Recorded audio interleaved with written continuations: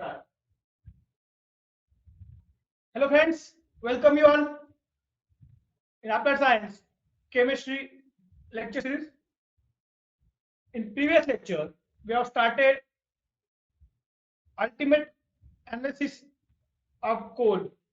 There are two methods of analysis of coal, that is proximate method and ultimate method. In proximate method, we determine percentage of moisture, percentage of volatile matter, percentage of ash, and percentage of fixed carbon which are present in coal sample. While in ultimate analysis, we determine the percentage of element, that is carbon, hydrogen, nitrogen, oxygen, and sulfur which are present in the coal sample.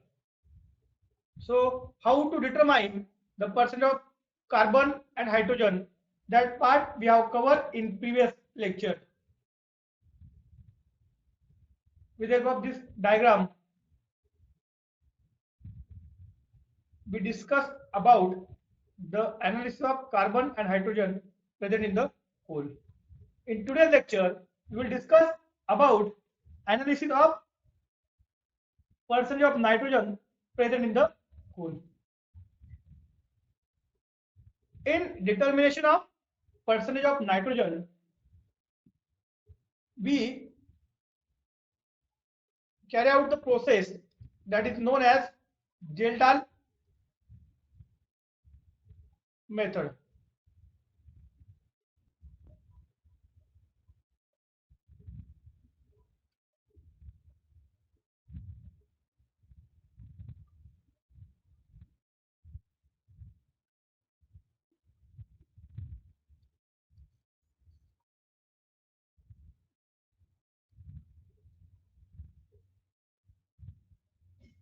Let me reduce the thickness.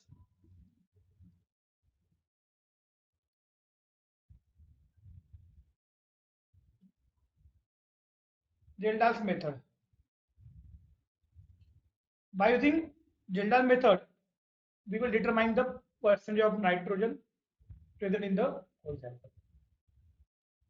A question is asked in exam, by using which method we determine the percentage of nitrogen in ultimate analysis of coal. Or we can say in different words, in ultimate analysis, nitrogen is determined by which method? The name of method is Geldahl method. So in Geldahl method, to determine the percentage of nitrogen, we took 1 gram of powder of coal sample, 1 gram coal sample, which is heated along with concentrated H2SO4 plus K2SO4 plus a crystal of copper sulfate solution.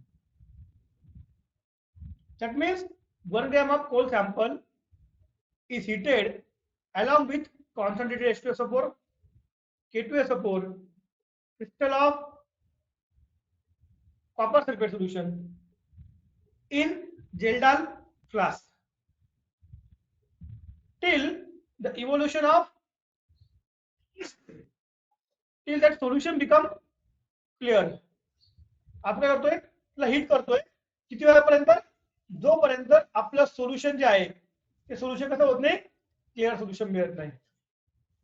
Heat that mixture till the solution become clear.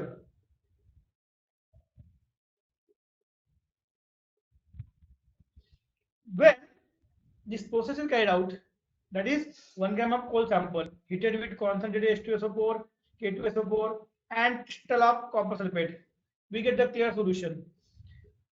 So in that clear solution, that nitrogen is present in the form of ammonium sulfate.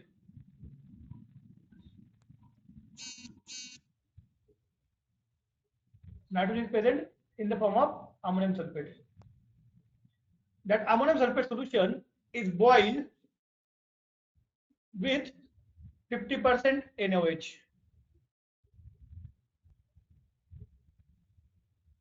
That ammonium sulfate solution is then boiled with the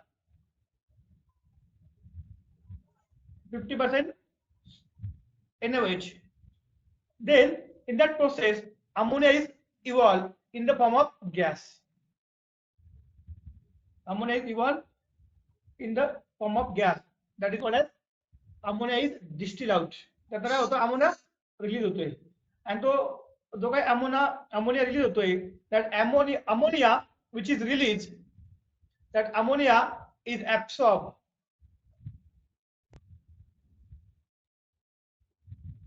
in 0.1 normal H2SO4 solution. 0.1 normal H2SO4 solution. तुम्हाला माहिती ammonia कसा आहे, basic nature आहे. H2SO4 काय आहे, acid आहे. तर ammonia absorb केल्यामुळे काय होईल, हे जे काय आपलं ऍसिड प्रेझेंट आहे 0.1 नॉर्मल H2SO4 जे आपलं आहे, that 0.1 normal H2SO4 which is present over here, that 0.1 normal H2SO4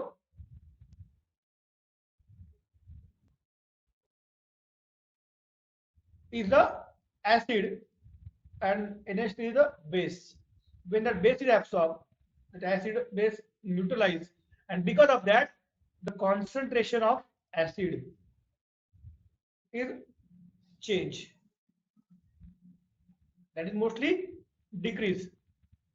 कारण काही ऍसिड कुठे गेले, त्या बेस सोबत रिएक्ट झाले.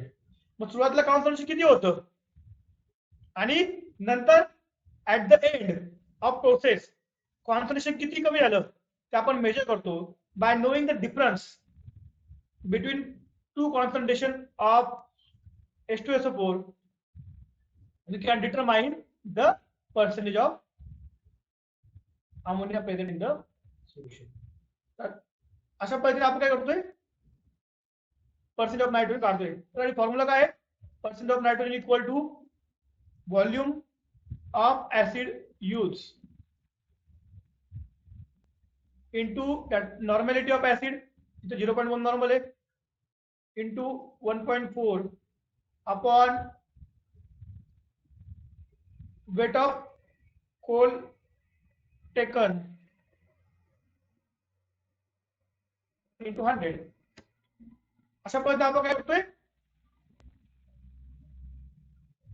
पर्सेंटेज ऑफ नायट्रोजन आपण अशामधला कोल सॅम्पल मध्ये. विद्यार्थी मित्रांनो, तुम्हाला एवढी प्रोसेस मी जी शिकवलेली आहे, ही प्रोसेस जास्त डीप मध्ये तुम्हाला कोणी विचारणार नाही. फक्त काय विचारावं शकतं, पहिला प्रश्न, नायट्रोजन साठी कोणती मेथड वापरली, जेल्टाल मेथड वापरली, बरोबर, आणि नायट्रोजनचा यूज काय कोल सॅम्पल मध्ये. आपण नायट्रोजन का चेक करतो, why it is necessary to determine the nitrogen present in the coal sample. ठीक आहे, हे आपलं determination of percentage of nitrogen present in the coal sample. आता नायट्रोजन आपण कसं चेक करायचं ते तुम्हाला कळलंय. मग नायट्रोजन का चेक करायचं, actually nitrogen is a neutral inert gas which is present in the coal sample. तो इनर्ट आहे, त्याचा कंबशन साठी कुठलाही उपयोग नाही, त्यामुळे तो कंबशन कुठली हेल्प करत नाही. It do not help in the process of combustion. त्यामुळे आता तुम्हीच सांगा, द कोल सॅम्पल मध्ये नायट्रोजन प्रेझेंट आहे, जो इनर्ट गॅस आहे, ज्याच्यापासून हीट मिळत नाहीये, जो कंबशन मध्ये कुठली मदत करत नाहीये, फक्त अनवॉन्टेड बसलेला आहे, कोल सॅम्पल मध्ये आहे. म्हणजे काय करतो, फक्त कोल सॅम्पलचा व्हॉल्यूम वाढवतोय, त्यामुळे तो नसला तरी चांगलंच आहे. That means a good quality of coal should have less value of nitrogen. Nitrogen कमी असला तर चांगला क्वालिटीचा कोल आहे असं आपण त्याला म्हणतो, कारण त्याचा काही इफेक्ट नाही. त्यामुळे good quality of coal should have less value of nitrogen percentage. ठीक आहे, आता आपण बघूयात पुढचं, पर्सेंटेज ऑफ सल्फर. सल्फर जो आहे तो कसा डिटरमाइन करायचा. काय होतं, आपण पहिले काय करतोय, सर्वात पहिली गोष्ट कोल सॅम्पल घेतला. That coal sample is burn completely in bomb calorimeter. तर बॉम्ब कॅलोरीमीटर काय आहे ते पुढे आपण शिकणार आहोत. कोल सॅम्पल आपण बर्न करतोय in bomb calorimeter in presence of oxygen. मग ज्या ऑक्सिजन सोबत आपल्याला हिट करणार आहोत कशामध्ये, bomb calorimeter, the name of instrument. त्याच्याविषयी आपण पुढे बघणार आहोत. Bomb calorimeter. मग काय होतं, जो तुमचा कोल सॅम्पल आहे त्यात जो काही सल्फर प्रेझेंट आहे त्या सल्फर सोबत तुमच्या ऑक्सिजनची रिएक्शन होते आणि तुम्हाला मिळतोय सल्फर डायऑक्साइड गॅस.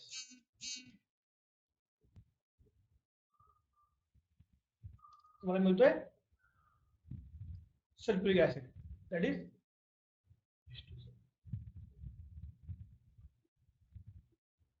काय होतंय, sulphur which is present in the coal get oxidized to sulfuric acid.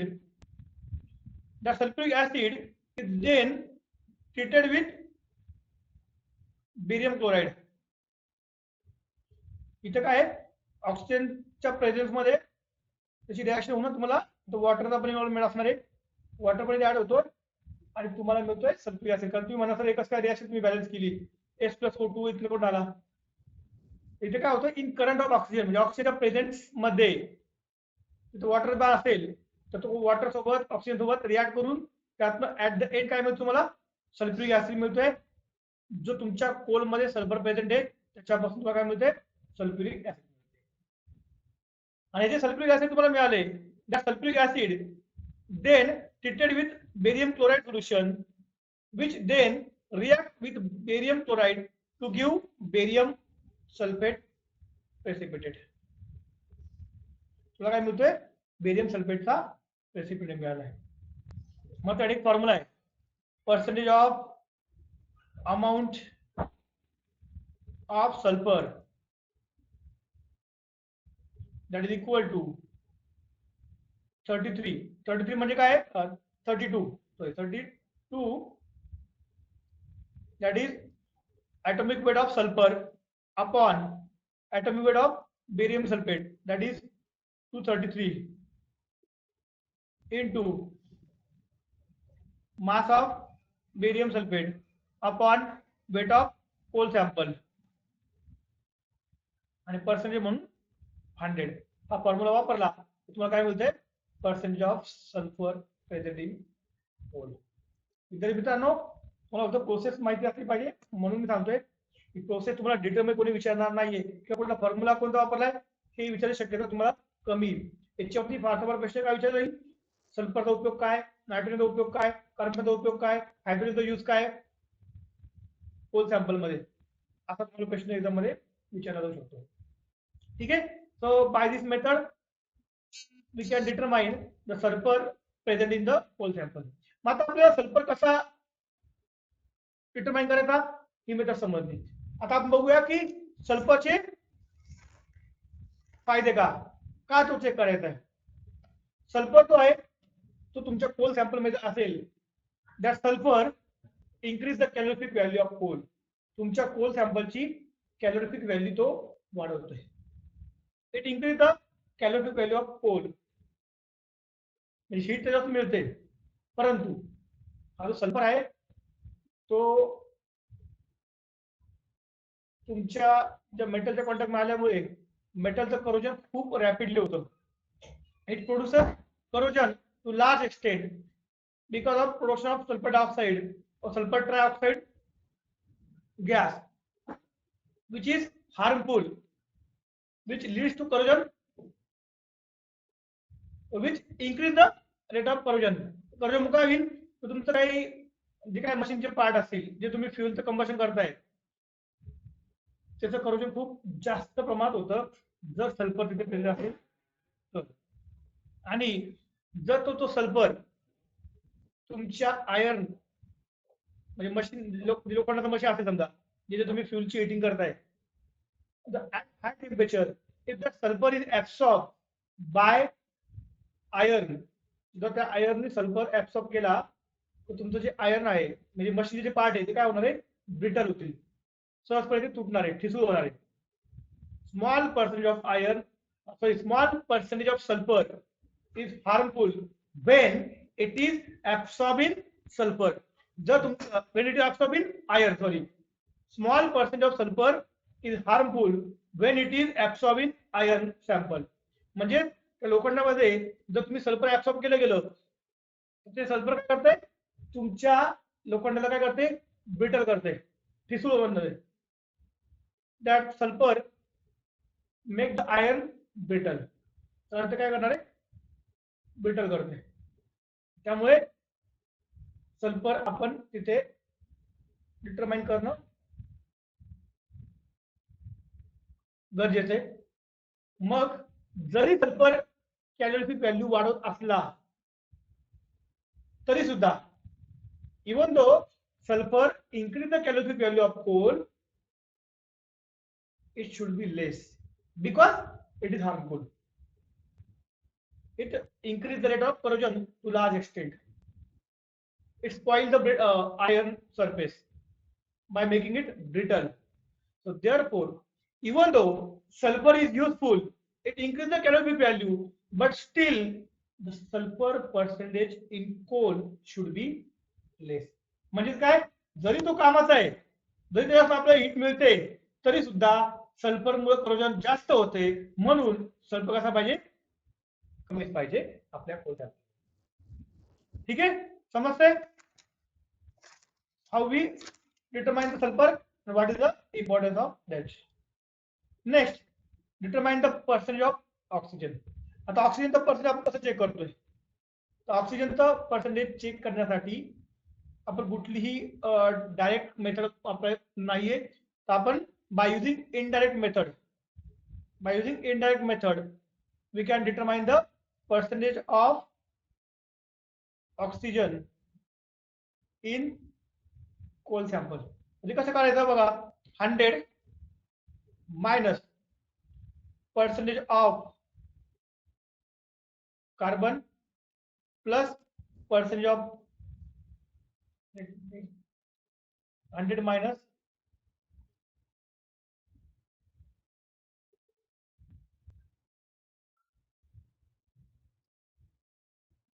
percentage of carbon plus percentage of hydrogen plus percentage of nitrogen plus percentage of sulfur, सगळे minus केले आणि सगळ्यात शेवटचा घटक जो असेल काही प्रमाणात तर तो पण कन्सिडर करायचा, that is ash.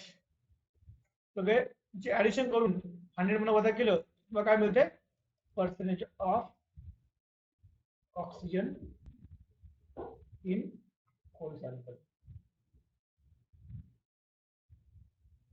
Percentage of oxygen in coal sample. समजते?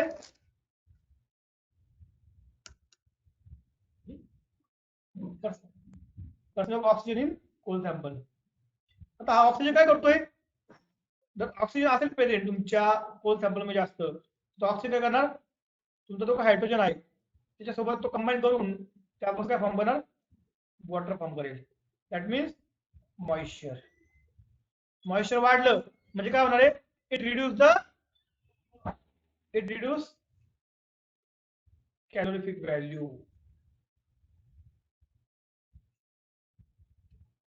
कॅलोरिफिक व्हॅल्यू काय करतो, तुमची कमी करणार. समजतंय? एकदम सिंपल होता ultimate method of analysis of coal. ठीक आहे, आता बघूया आपण next topic, how to determine the calorific value. आपण कॅलोरिफिक व्हॅल्यू कशी चेक करतो. To determine the calorific value of solid fuel and liquid fuel but non-volatile. That means to determine the calorific value of solid and liquid non-volatile fuel sample, we are using bomb calorimeter. Calorific value check करण्यासाठी आपण वापरतो जे instrument, त्या instrument आपण म्हणतोय bomb कॅलोरीमीटर. आता पहिली गोष्ट कॅलोरिफिक व्हॅल्यू म्हणजे काय तुम्हाला माहिती. What is mean by calorific value, that part we have discuss. बरोबर. आता ह्याची काय कॅलोरिफिक व्हॅल्यू आपण चेक करतोय, ती कॅलोरिफिक व्हॅल्यू दोन प्रकारची असते. कॅलोरिफिक व्हॅल्यू दोन टाइपची असते. First gross calorific value, second net calorific value. Gross आणि नेट कॅलोरिफिक व्हॅल्यू या दोन टाइपचे असतात. आणि सिंपल एक्झाम्पल तुम्हाला देतोय, त्या एक्झाम्पल मध्ये तुम्हाला समजेल. सॅलरी आपली होती, तर जो पगार असतो त्याला आपण दोन टाइप मध्ये मेन्शन करतो, ग्रॉस सॅलरी आणि नेट सॅलरी. बरोबर. तर मी थोडंसं एक सिंपल एक्झाम्पल सांगतो, मग आपण याच्याकडे जाऊयात. ग्रॉस सॅलरी म्हणजे काय. सपोज तुम्ही काय कंपनीत जॉब लागला, तुमचा पेमेंट आहे 50,000. बरोबर. पेमेंट आहे 50,000 रुपीज. त्या 50,000 मध्ये तुमचं 3,000 रुपीज पीएफ कटतोय कंपनीचा. फॉर एक्झाम्पल कंपनीची कॅन्टीन आहे, त्याचा खर्च जातोय 2,000 रुपये मंथली. बरोबर. अजून तुमची काही मेडिकल फॅसिलिटी असेल, त्याचा खर्च तुमचा जातोय 5,000 रुपये कंपनी कट करते मेडिकल एक्सपेन्सेस. मग आता टोटल किती आली तुमची, 5 + 2 7, 7 + 3 10. 10,000 तुमची दरमहाला कट होत आहे in the form of PF, in the form of canteen charges, in the form of medical charges. मग तुमच्या हातामध्ये सॅलरी किती पडते दरमहाला, 50 - 10, दॅट इज 40,000 सॅलरी तुम्हाला एव्हरी मंथ मिळते. मग तुमची सॅलरी किती असं जर विचारलं तर दोन प्रश्न येतात. Total salary is 50,000, that is called as a gross salary. And gross salary मधनं काय झालं तुमचं, 3,000 पीएफ केला, 2,000 कॅन्टीन चार्जेस गेले, 5,000 मेडिकल चार्जेस गेले, म्हणजे टोटल किती झाले, 10,000 रुपये तुमचे डिडक्ट झाले. आणि तुमच्या अकाउंट मध्ये किती पैसे, 40,000 तुम्हाला मिळाले. तसंच म्हणजे ही जी 50,000 तुमची आहे, that is your gross salary. आणि नेट म्हणजे काय, जी तुम्हाला एक्झॅक्टली मिळते, that is net salary. Gross आणि नेट सॅलरी हा दोघांमधला डिफरन्स आहे. आता सेम आपण बघूयात in terms of coal sample.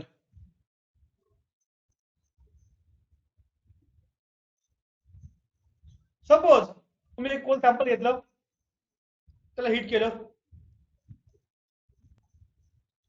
Heating केलं, मग काय मिळणार तुम्हाला, कॅलोरिफिक व्हॅल्यू हिट मिळणार. सॉरी, कोल सॅम्पल घेतलं, हिट नाही, त्याची रिएक्शन केली ऑक्सिजन सोबत. After reaction with oxygen it produce the heat which measure in the form of calorific value. मग आता तो कोल सॅम्पल कसा केला, आपण हिट केलाय, कुठे एका डिव्हाइस मध्ये हिट केलाय.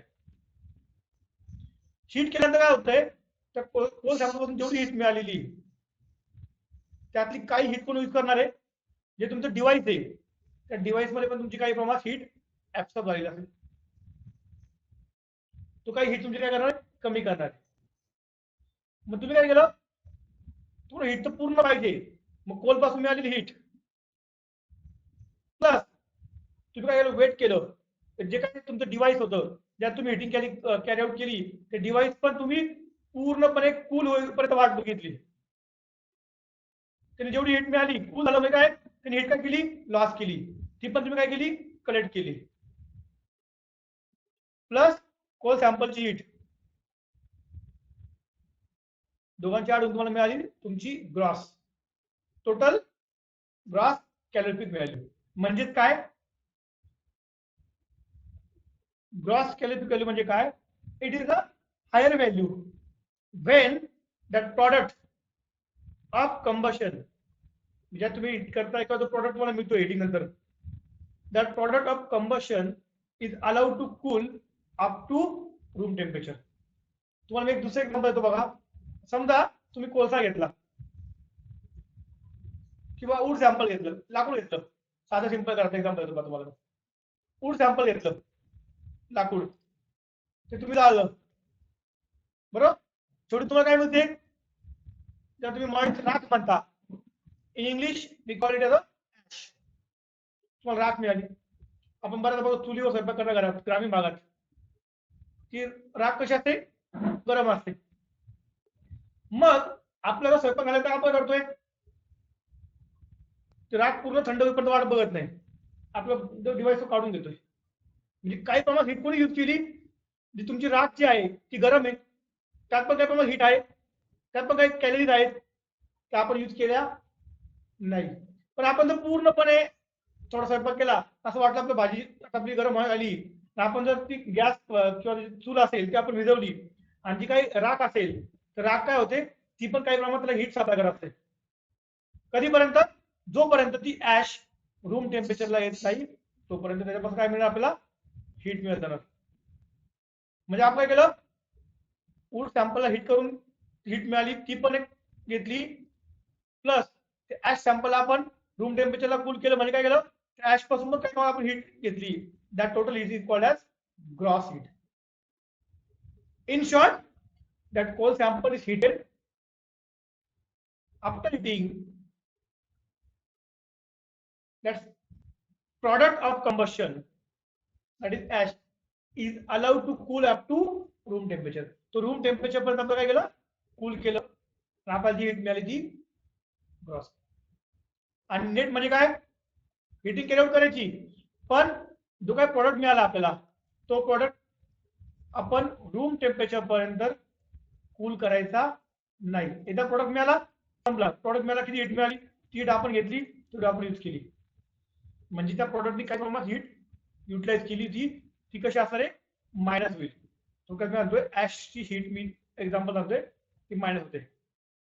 म्हणजे राख तुम्ही थंड होऊ दिली नाही, तशी फेकून दिली, ती हीट तुमची काय आली, वेस्ट गेली, वाया गेली.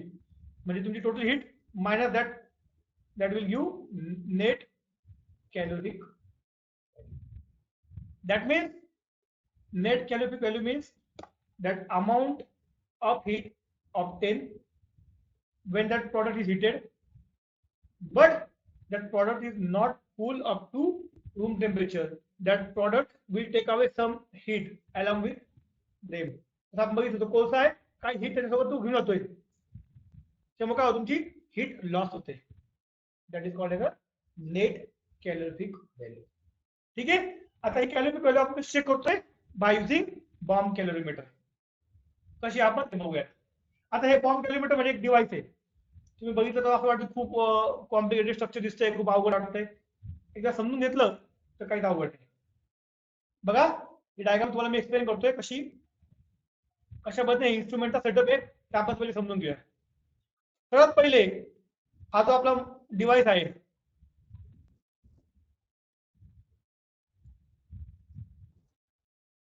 दिसतो तुम्हाला,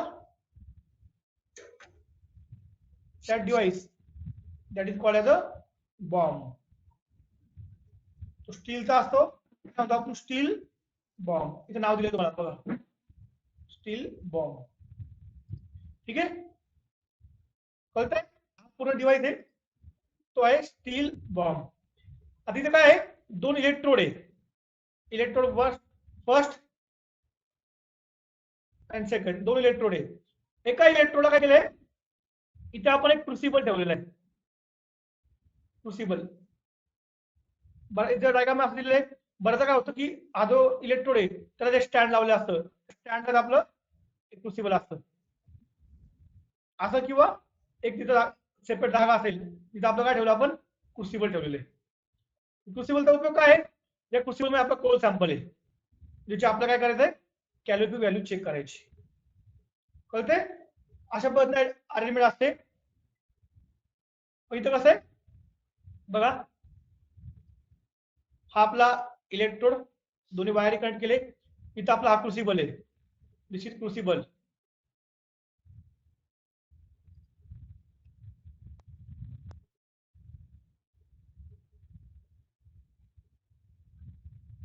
बघा, दिस इज अ क्रुसिबल.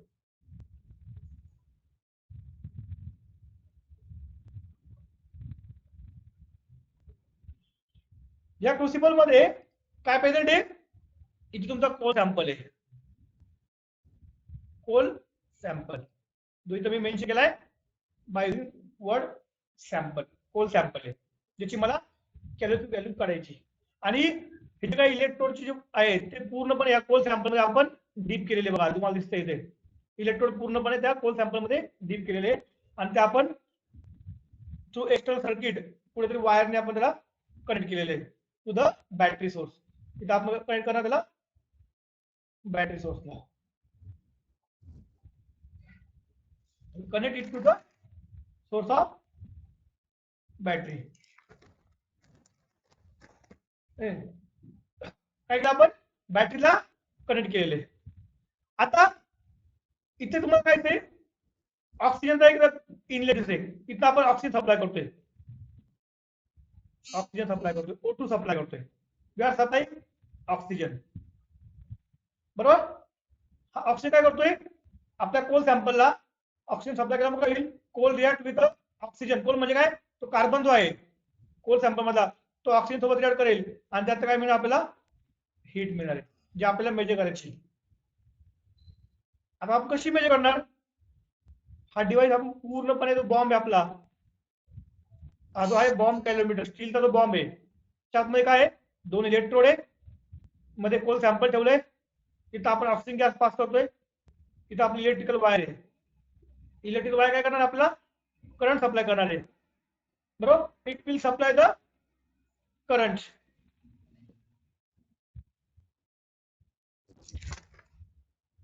बरोबर. नंतर हा पूर्णपणे आपण काय केलंय, एनक्लोज केलेला आहे, पॅक केलेला आहे कम्प्लिटली. त्याच्या साईडला आपण दुसरं एक क्रुसिबल यूज केलेले आहे, another crucible, we can say bucket. Diagram मध्ये मला दिसते बकेट यूज केले, त्यात काय घेतलं आपण वॉटर घेतलेले बघा, तुम्हाला दिसते हे वॉटर सगळं ब्ल्यू कलर दाखवतो मला, दॅट इज वॉटर, दिसतं मला हे सगळं वॉटर आहे. त्या वॉटरचा मास आपल्याला माहिती, the mass of water is W1.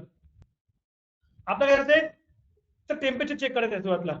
मग टेम्परेचर चेक करण्यासाठी काय वापरले, थर्मोमीटर. इथे आपण थर्मोमीटर वापरतोय, that name of thermometer is Dickman thermometer, Dickman thermometer. हे डिकमन थर्मोमीटर काय करतंय, 1/100 डिग्री सेल्सिअस म्हणजे एकदम स्मॉल फ्रॅक्शन मध्ये सुद्धा ते टेम्परेचर मेजर करतात. 1/100 फ्रॅक्शन तर तिथे टेम्परेचर सुद्धा ते मेजर करते. आणि जे वॉटर आपण टाकलेलं आहे ते वॉटर युनिफॉर्म टेम्परेचर यावं म्हणून इथं आपण ऍड केलाय स्टरर, दॅट इज स्टरर. दिसेल ना, त्याचं काम काय, पाणी युनिफॉर्मली पूर्णपणे सर्क्युलेट झालं पाहिजे जेणेकरून तुमचं टेम्परेचर काय होईल, मेंटेन होईल. समजते. आणि याच्या सराउंडिंगला इथे तुम्हाला दिसतंय एअर स्पेस आहे इथे बघा, त्याला म्हणतो आपण एअर जॅकेट. काय म्हणतो आपल्याला, एअर जॅकेट आहे. हे पण पूर्णपणे आपण कव्हर केलेलं आहे. इथं काय आपला एअर जॅकेट आहे बघा, नाव दिलं इथं air space which also called air jacket. आणि हे जे तुम्हाला दिसतंय विद्यार्थी मित्रांनो, that is change of colour बघा, हे तुम्हाला दिसतंय that is water, water jacket, water jacket.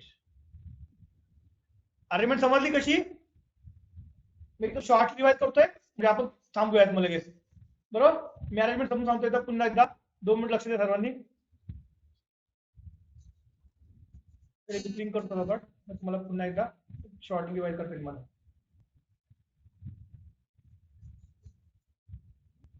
काय केलं आपण, सर्वात पहिला इन्स्ट्रुमेंट आहे आतमध्ये ते पूर्णपणे पॅक केलेले, त्याला म्हणतो आपण बॉम्ब, जो made of it is made of steel. Instrument नाव आहे बॉम्ब, स्टील बॉम्ब. त्याच्यामध्ये काय आहे, एक क्रुसिबल ठेवलेला आहे, ज्यात काय घेतलं आपण कोल सॅम्पल घेतले, in which electrode is deep. आपने काय डीप इन्सर्ट किया इसमें, इलेक्ट्रोड, इलेक्ट्रोड डीप केलं आपण. काळजी काय घेतली, इलेक्ट्रोड पूर्णपणे या कोल सॅम्पल मध्ये डीप झाली पाहिजे याची आपण काळजी घेतली. आणि आपल्या हिट काय करायचंय, या कोल सॅम्पल हिट करायचंय. आणि त्याने किती हीट दिली ते आपण मेजर करणार आहे.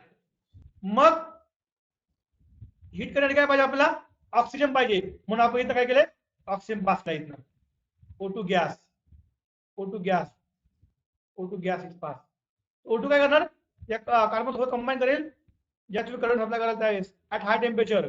एकदा इग्निशन टेम्परेचर अचीव्ह झालं का काय होईल, तो हीट करेल, त्यातनं हीट जनरेट होईल. ठीक आहे. नंतर सराउंडिंग काय आपलं इथं वॉटर ठेवलं आपण. वॉटर काय करणार आहे, तर टेम्परेचर आपल्याला मेजर करायचंय, म्हणून आपण वापरले थर्मोमीटर. नंतर वॉटर आपला स्टर व्हायला प्रॉपरली, म्हणून आपण वापरले स्टरर. ही पूर्ण जी अरेंजमेंट आहे ती आपण घेतली एका सेकंड बकेट मध्ये. नंतर त्या सराउंडिंग काय इथं आपलं एअर जॅकेट आणि ते water jacket, and that complete assembly is closed. This is the construction of bomb calorimeter. ठीक आहे विद्यार्थी मित्रांनो, टाइम संपला आहे. आपण कन्स्ट्रक्शन कसं आहे ते समजून घेतलं. नेक्स्ट लेक्चर आपण बघूया वर्किंग ऑफ बॉम्ब कॅलोमीटर, कशा पद्धतीने तो बॉम्ब कॅलोमीटर वर्क करतोय, that we will see in next lecture.